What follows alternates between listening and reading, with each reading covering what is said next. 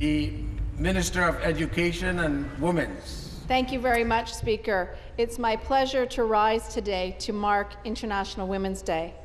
I'm so proud to celebrate the tremendous strides and achievements made by women around the globe and right here at home. Mr. Speaker, strong women mean a strong Ontario. As Minister responsible for women's issues, it gives me great pride to speak to what women in our province have accomplished. And as we make this progress, we create a brighter future for women and for Ontario. Agnes MacPhail, the first female Member of Parliament in Canada, said, "I want for myself what I want for other women, absolute equality." La Journée internationale de la femme nous rappelle que nous devons toujours remettre en question et transformer les attitudes, voire la culture qui perpétue l'inégalité des femmes.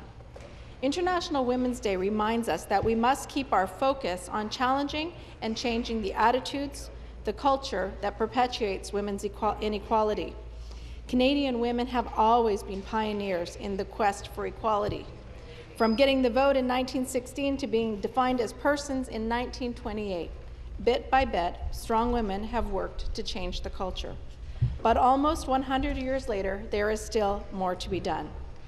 Mr. Speaker, the TDSB recently hosted a conference for girls in Regent Park called Sister to Sister, and one of the sessions was called, "I Don't Need a Prince to Rescue Me." What a wonderful message that sends to young women, and what a powerful statement as to the progress that women have made over the past 100+ years.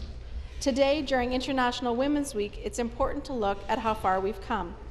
But, Mr. Speaker, it's also important to reflect on how much more work there is to be done. Les femmes gagnent en moyenne 30% de moins que les hommes du même niveau de scolarité, et les hommes sont plus de 2 fois plus susceptibles d'occuper un poste de cadre supérieur. On average, women earn 30% less than equally educated men, and men are more than twice as likely to hold senior management positions.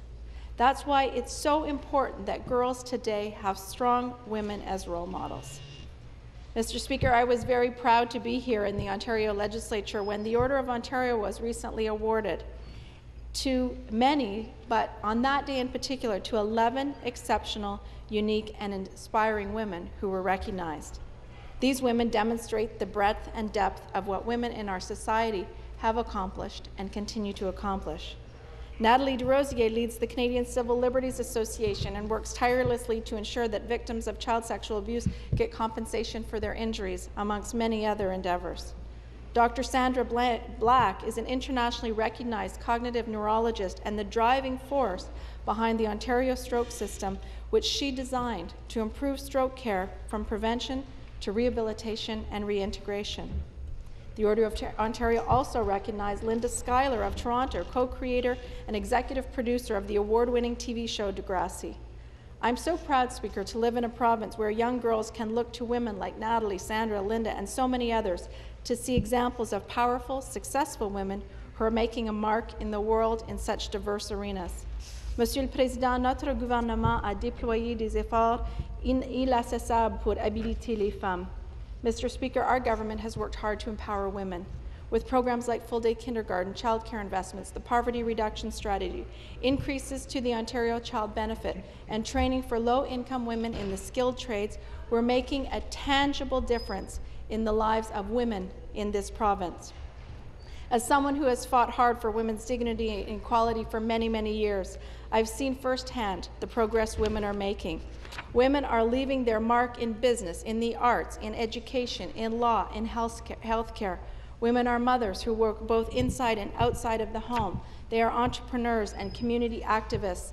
Women celebrate in community. We must celebrate their diversity. And today, of all days, Speaker, is a day to acknowledge many of the important women who have played roles in our provinces, in our province, in our country, and in our lives. So, Speaker, on International Women's Day, let me say thank you to some important women in my life, to my mother who supports me, to my sisters who are always there, and to many of the women that went before, grandmothers who were strong and fought against all of the odds to make sure that their grandchildren could have the future that they wanted. Speaker, on International Women's Day, let's hope nothing less for all the grandchildren and all the grandmothers and all the mothers and all the sisters in this province. Thank you very much, Mr. Speaker. Thank you.